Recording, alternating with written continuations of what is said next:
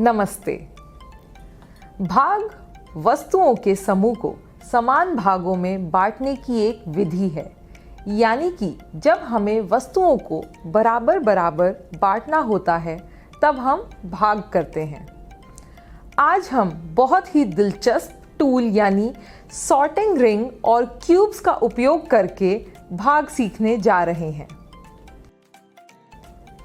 गतिविधि का उद्देश्य छात्रों में भाग के विभिन्न तरीकों के बारे में समझ विकसित करना है। हमारी किट में 3 रंगों के 3 सॉर्टिंग रिंग्स हैं।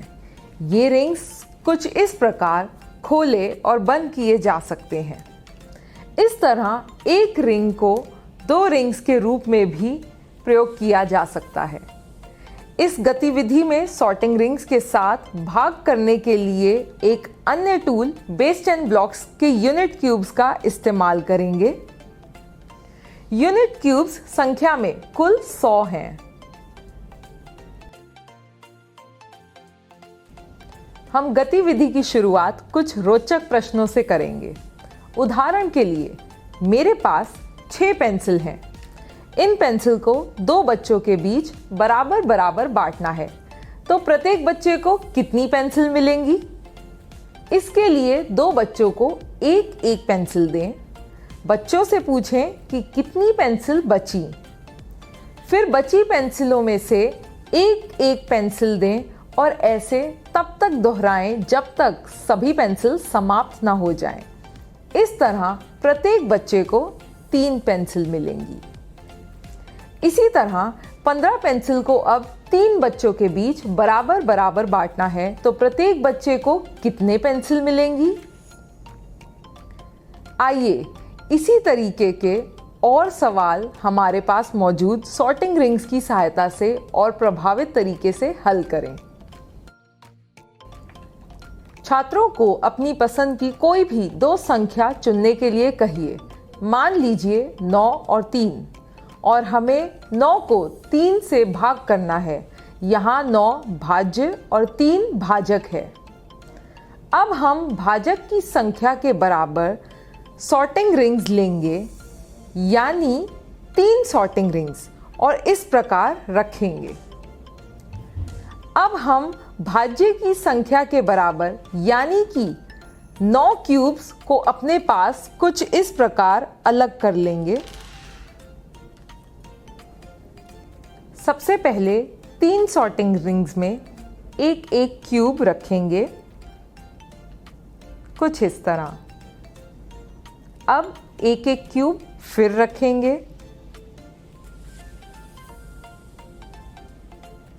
यह प्रक्रिया तब तक दोहराएंगे जब तक सभी क्यूब्स खत्म ना हो जाएं।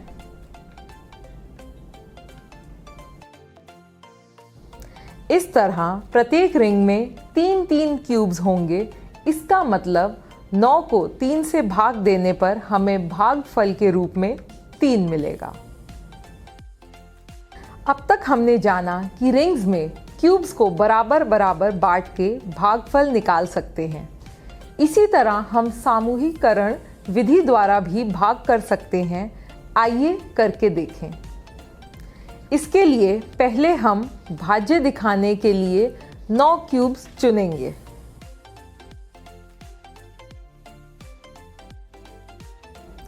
अब इसे भाजक यानी 3 से विभाजित करने के लिए हम अपनी नोटबुक या एक मेज पर 9 क्यूब्स में से एक स्थान पर 3 क्यूब्स रखेंगे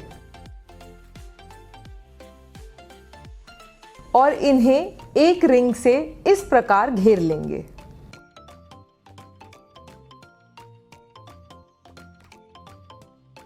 फिर से हम 3 क्यूब्स रखेंगे और इसे घेर लेंगे।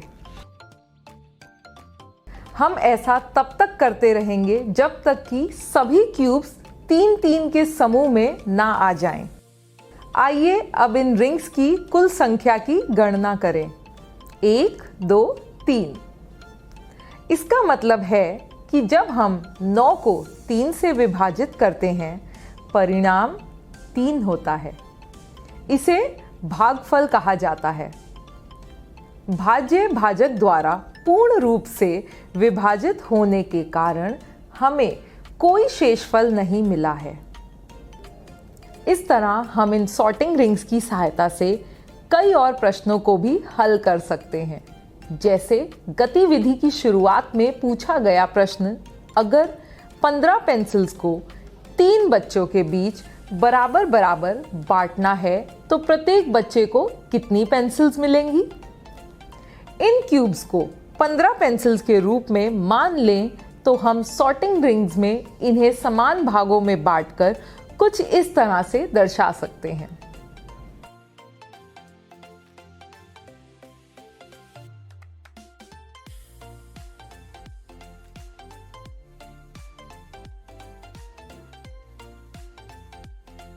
हमने देखा कि प्रत्येक रिंग में 5 क्यूब्स हैं, तो हमारा भागफल हुआ 5, यानी कि 15 भाग 3 बराबर 5। इस तरह इसी सवाल को हम सामूहिकरण विधि द्वारा भी हल कर सकते हैं। जैसे